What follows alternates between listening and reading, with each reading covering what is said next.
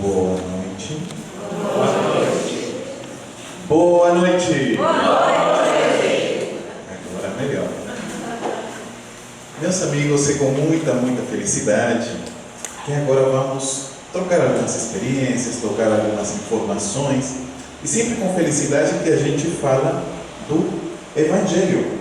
Ao final, o Evangelho, boa nova, boa notícia, uma boa notícia, você fala com felicidade. Eu queria iniciar a nossa conversa contando uma experiência que aconteceu comigo. Tenho trabalhado 12 anos na Federação Espírita Brasileira e no Conselho Espírita Internacional, que me permitiu viajar a 20 países, conhecer o movimento espírita em diversos lugares, nas Américas e até na Europa. Mas tem um trabalho de uns companheiros espíritas que me chama profundamente a atenção. São os espíritas da Guatemala. Vocês já ouviram falar da Guatemala? Sim. Guatemala, sim. É um país pequeno que fica na América Central, né? A cidade da Guatemala, quantos habitantes tem aqui? 102. 102? Nossa. 102. Legal. 120? 120 não, 102. Ok. 100 mil e alguma coisa. 100 mil e alguma coisa. A capital da Guatemala, a cidade da Guatemala, tem 5 milhões de habitantes. Não é tão pequeno assim. Mas o interessante é que na capital tem apenas 4 grupos espíritas e no interior tem uns 60, 70 grupos lá no interior.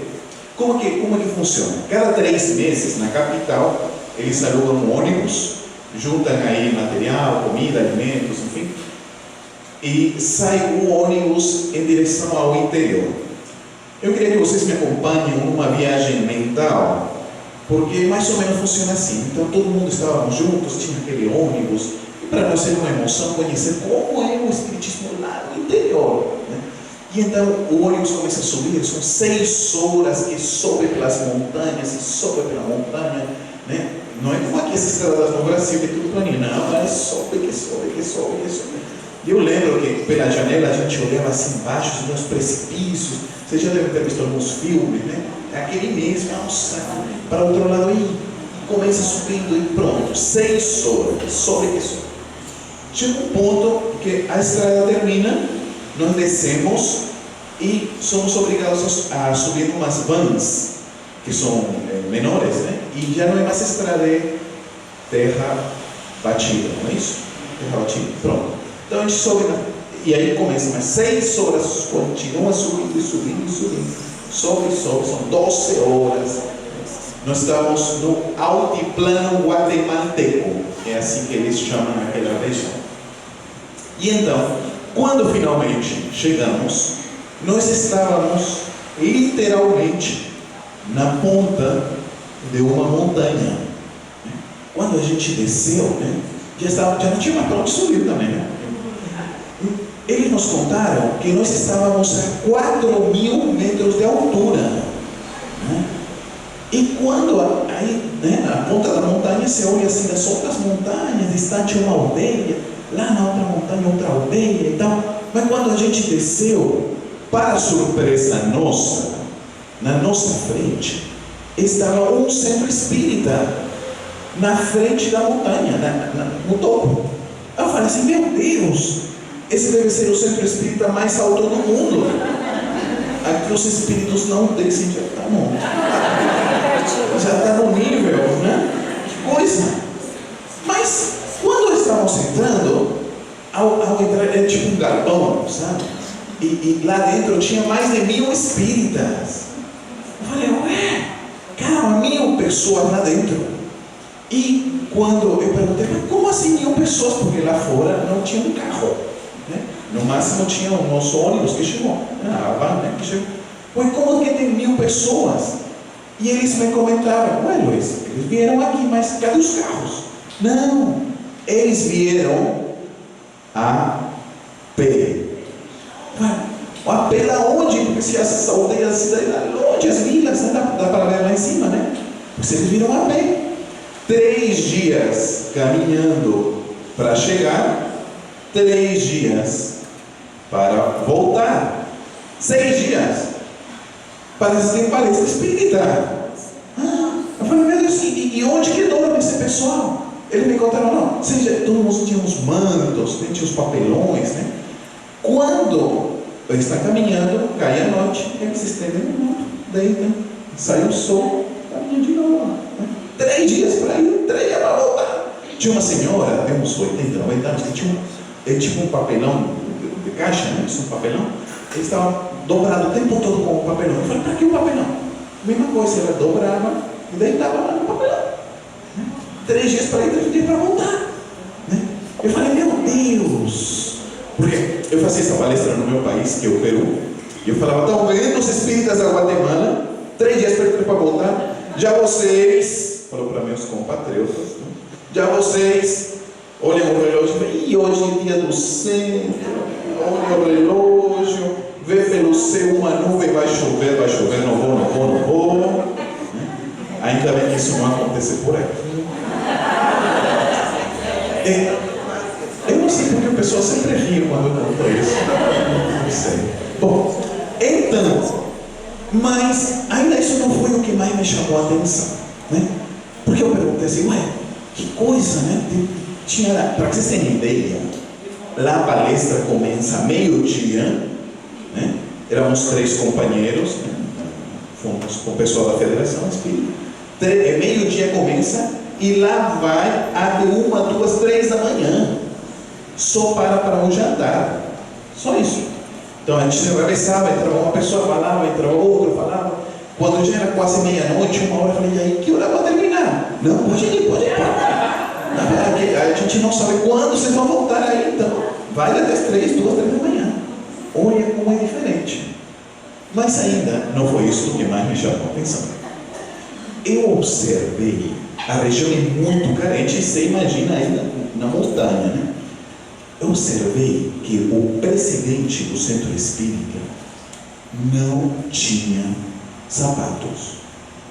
Ele tinha 2 sandálias, mas era velhinha sandália direita, ela estava acabada, a sandália esquerda é o perispírito da sandália. É tão velhinha que estava, coitada. Aí eu falei, meu Deus! E aí ele pegou o livro dos espíritos desse jeito. Aí ele pegou uma folha assim, aí pegou outra folha assim, virou. Eu falei assim, que é isso? É um ritual? O que está passando assim com o livro? Né? Cada folha virava assim. Aí eles me explicaram que não, que na verdade ele fazia assim, porque era o único livro dos espíritos que existia na região desde o ano 1950. E se uma folha saía, aí perdia o conteúdo. Olha que coisa! E então, como ele fazia? Né? Cada vez que surgia um novo centro, eles emprestavam um livro, passava 1 mês, esse centro passava para outro, 1 mês, passava para outro, até voltar. Né? Com todo cuidado com o livro. E eles colocavam assim, a evangelização como era diferente. Mostraram o trabalho de evangelização. Encontraram um monte de criancinha, mas muita criancinha. Um monte, não sei das crianças, muita criança. Cada criança decorava 5 perguntas do livro dos Espíritos. Aí subiram, né? Uma falou assim: que é Deus, Deus, Deus, Suprema Coisa, Suprema, todas as coisas. 2. Aí cada criancinha estava decorando. Né? Aí eu falei: nossa, olha como é diferente, né? Oral, né? Uma memorização oral. Né? Falei: nossa, mas ainda não foi isso o que mais me chamou a atenção. O que mais me chamou a atenção foi o seguinte: o dirigente disse: meus irmãos, hoje é o dia mais feliz das nossas vidas. Aí eu falei assim: nossa, o dia mais feliz das nossas vidas. Hoje é o dia mais feliz das nossas vidas. Aqui o nosso irmão, companheiro subiu, né, na frente, que o nosso irmão nos está trazendo um presente. O nosso centro, pela primeira vez, vai ter uma biblioteca espírita. Nosso irmão nos está doando 3 evangelhos segundo o Espiritismo. 3 evangelhos segundo o Espiritismo. Aí ele se levantou, abraçou ele, saiu umas lágrimas, as 1000 pessoas em pé, batendo palmas, por 3 evangelhos segundo o Espiritismo. Aí eu disse, meu Deus, como no Brasil somos tão ricos e não sabemos. E este é o evangelho difícil. Eu vou falar agora do evangelho fácil. Por que evangelho fácil? Minha experiência é um pouquinho diferente de muito companheiro espírita no Brasil, que conhecia o espiritismo no Peru, quando não tinha centro espírita no meu país. Conheci direto das obras de Allan Kardec, né? Do Livro dos Médiuns, principalmente, foi o meu primeiro livro, né? Eu, quando li o Livro dos Médiuns, assim, eu ficava apaixonado, imaginava Kardec, sabe, tipo Sherlock Holmes, né? Tinha aí um caso, ele ia lá, pesquisava, via médium, achava assim o máximo, cara do outro, né? Mas é interessante porque quando eu estava estudando e tal, né, minha mãe sempre me questionava, o que é isso? Não, é muito legal e tal. E chegou para mim uma revista espírita, era uma revista espanhola, que não é espírita. Mas na revista tinha uma entrevista. E eu olhava assim, né? Entrevista ao médium espírita brasileiro. Falei, nossa, tem espíritas no Brasil. Olha como é a coisa, né? A gente que está de fora, né? Tem espírita no Brasil, olha. Porque eu pensava que só eu era doido, né? Só eu que tinha mais não. Aí, mas pronto, que legal, tem espírita no Brasil. E era assim, entrevista ao médium Divaldo Franco. Falei, nossa, eu nunca tinha ouvido falar do médium Divaldo Franco. Nossa, já tem nome de médium, olha. E aí era assim, a repórter pergunta, Senhor Divaldo Franco, diga-nos, o que é ser espírita? E eu estava começando a estudar doutrina. Nossa, eu também quero saber o que é ser espírita. Que legal, olha, estou estudando, quero saber. E Divaldo responde, vocês querem saber?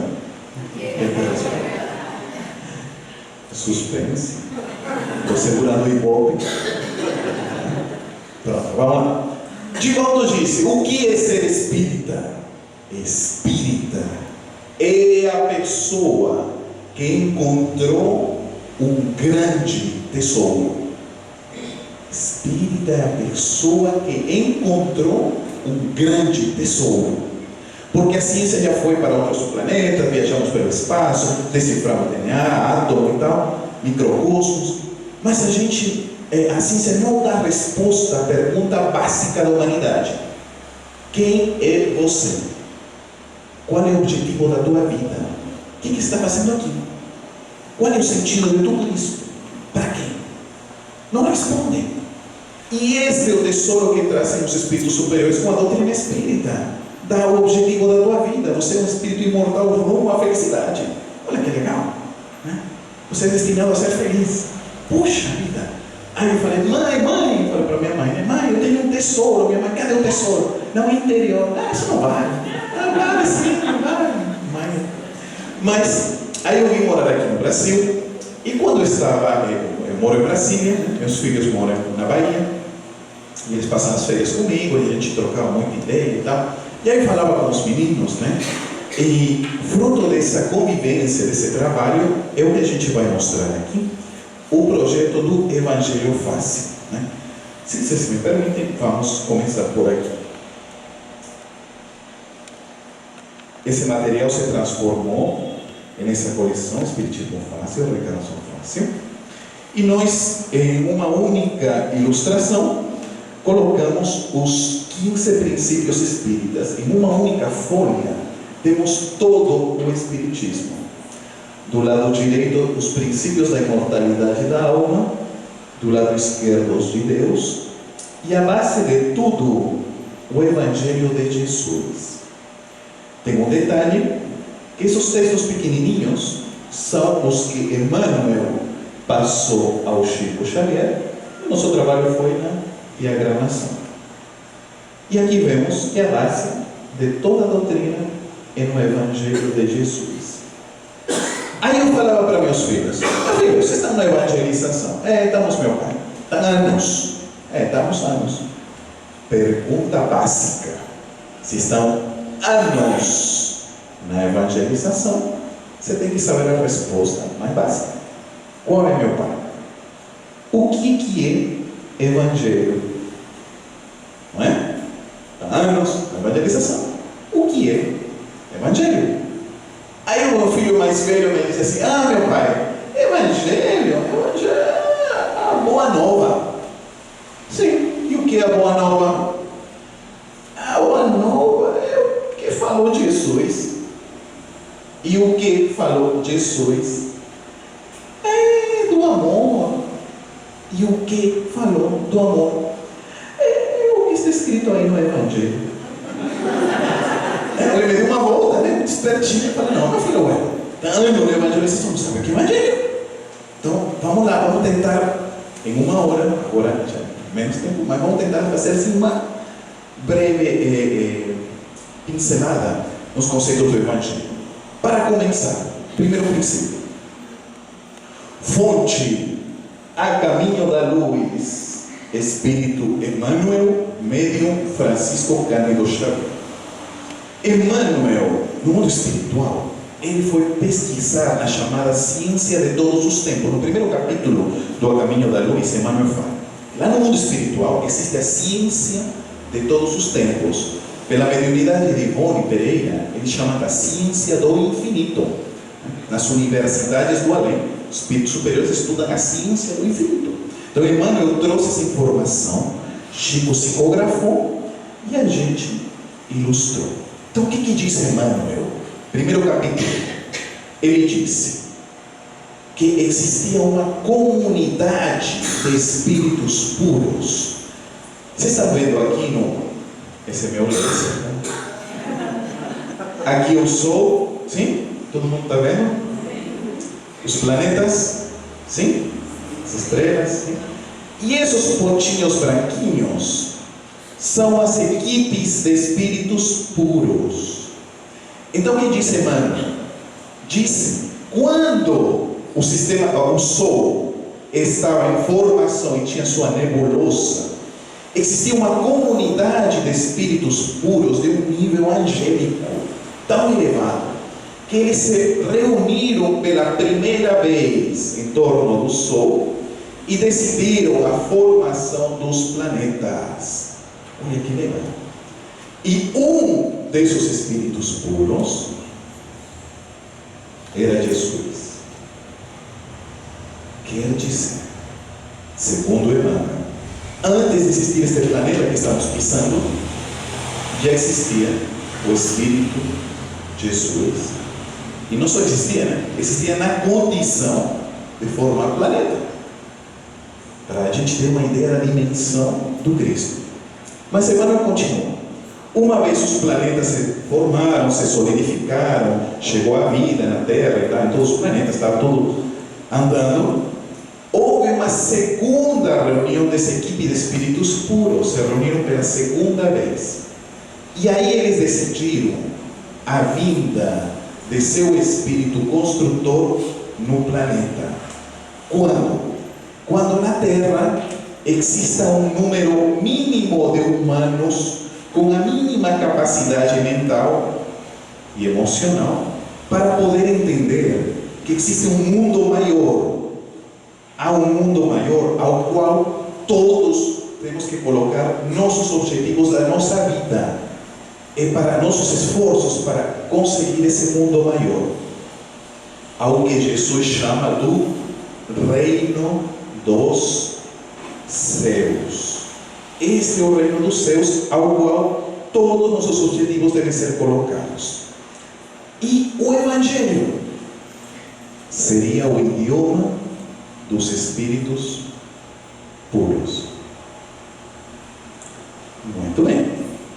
Continuamos. Emmanuel disse que o planeta Terra chegou à sua maioridade terrestre. Tipo assim, chegou aos seus 18 anos de vida cósmicos, né? Já não é mais criança, não é mais adolescente, agora é um adulto jovem. Planeta Terra chegou a esse momento. Aqui Jesus e a equipe de espíritos, eles vão implantar o Evangelho no planeta. Este é o ano zero. 6 séculos antes de Cristo, 6 séculos depois, 1200 anos é o período para implantar o Evangelho na Terra. Porque depois vai entrar a Terra em outro período, o que é chamado da besta do Apocalipse, ou o período das trevas. Aí eu falei assim, a palestra é uma moça, numa outra cidade, fala assim, não gente, peraí, calma, já acabou, né, esse período.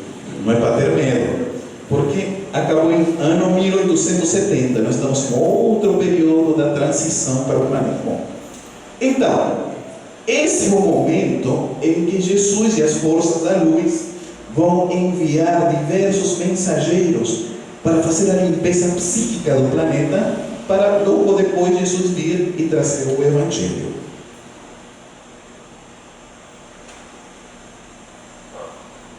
Opa, obrigado. Seria o meu pensamento. Muito bem. Ok.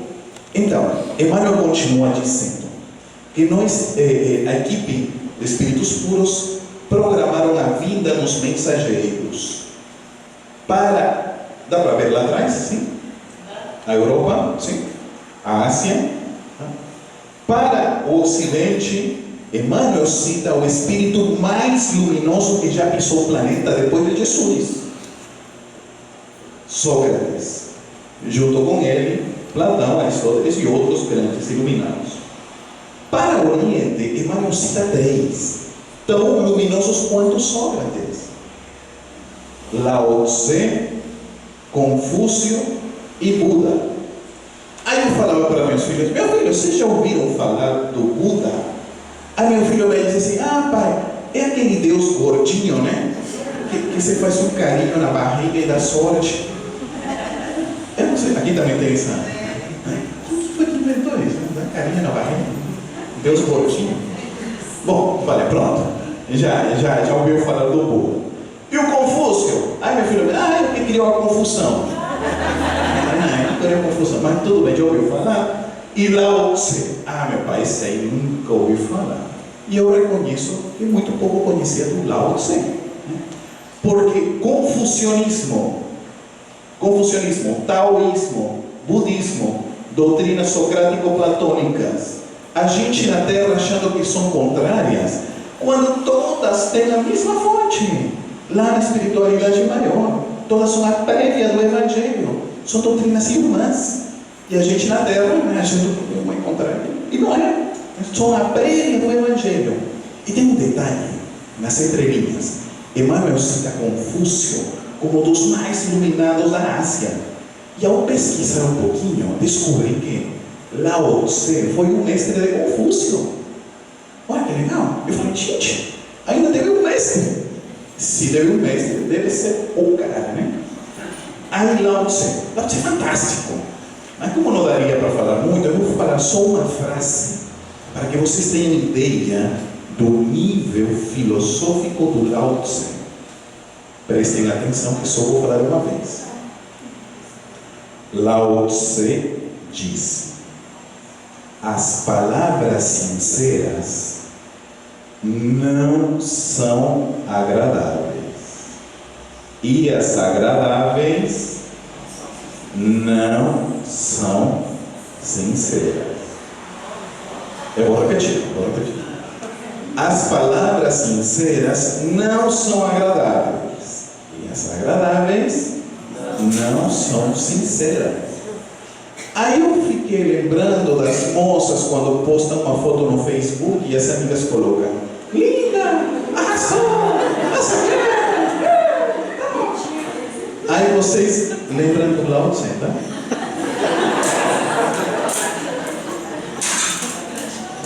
Muito bem. Chega um momento mais fantástico da história do nosso planeta. O construtor, o Espírito puro que veio a construir este projeto, vai estar conosco. Foi há 2000 anos. 2000 anos, foi ontem. Jesus vai estar aqui conosco. Vejam só, meus amigos, a nebulosa do Sol finalmente construiu os planetas para se solidificar. Chega a vida na Terra, chegam os dinossauros, chegam os meteoritos, somem os dinossauros, finalmente chegam os mamíferos, homínidos, a gente se ergue, viramos sapiens, finalmente temos um mínimo de entendimento para entender que existe um mundo maior. Tudo isso para que Jesus possa chegar à Terra. E aqui são as citações de Emmanuel, mas eu só vou falar de duas. Essa primeira, que é a manjedoura, e este momento em que Jesus traz seu código. A manjedoura, Emmanuel disse que já no nascimento Jesus marca com um ensinamento: a mãe das virtudes. Qual é? A humildade. Não é uma virtude, é a mãe das virtudes. É a humildade. E esse é o ponto maior. Porque Jesus vai nos trazer o código para nós sermos felizes, ou sermos anjos. O código do Cristo. E o mais legal é que é grátis. Então, para a proposta do Evangelho fácil, deixamos bem fácil. Aqui as 10 virtudes. Olhem o detalhe. A primeira virtude é a mais de todas, a humildade. Não foi por acaso que Jesus falou, bem-aventurados, pobres. Não. Porque é a mais de todas. Humildade, perdão, bondade, justiça, caridade, pureza, paz, resignação, fé e alegria. Ao final, o Evangelho é alegria. E tem aqui um detalhe mais. Nós temos aqui o tríplice, a pirâmide do amor: amar a Deus, amar o próximo e amar-se a si mesmo. Todo mundo já conhece: amar a Deus, o próximo, amar a si mesmo e tal. Quando a gente estava elaborando esse material, eu tive uma experiência mediúnica, conversando com um amigo espiritual. Tem um amigo companheiro que sempre conversa comigo, e aí ele me falava assim: Luiz, você sabe que nós estamos estudando sobre isto, sobre esse tema aqui nas escolas do além? Eu acho o máximo as escolas do além. E eu falo assim: estamos estudando isso, mas isso está batido, já todo mundo sabe. Não, tem detalhes interessantes. Não. Eu que gosto de fofoca, digo de notícias novas. Me conta, o que estão estudando aí sobre isso? Escuta essa. Lógico que é a minha percepção mediúnica. Mas vai lá. Ele me diz: Luiz, nós estudamos aqui que, por incrível que pareça, dia chegará na tua evolução espiritual, na nossa, na tua evolução espiritual, em que você vai ser um espírito puro. Tem tudo bem, pessoal? Sim? Tudo bem? Um dia vocês vão ser espíritos puros? Todo mundo aqui vai ser espírito puro? Vai demorar um pouquinho, né? Mas um dia vai chegar. Eu falei: tudo bem. Ok. E ele me espera aí. Nós estudamos aqui que um dia chegará na tua evolução espiritual o amanhã do amanhã, em que você será um espírito puro, no mesmo nível que estava Jesus e aquela comunidade de espíritos puros na formação dos planetas e as estrelas. Aí eu falei assim: meu Deus, mas será? Aí eu fiquei viajando, sabe, mentalmente. Falei: vocês já pensaram? Vamos fazer uma viagem mental, daqui 500 trilhões, 4 trilhões, 15 milhões de anos, aí você reencontra, não é? Gente, a gente não é imortal, é eterno, né? Isso é outra coisa que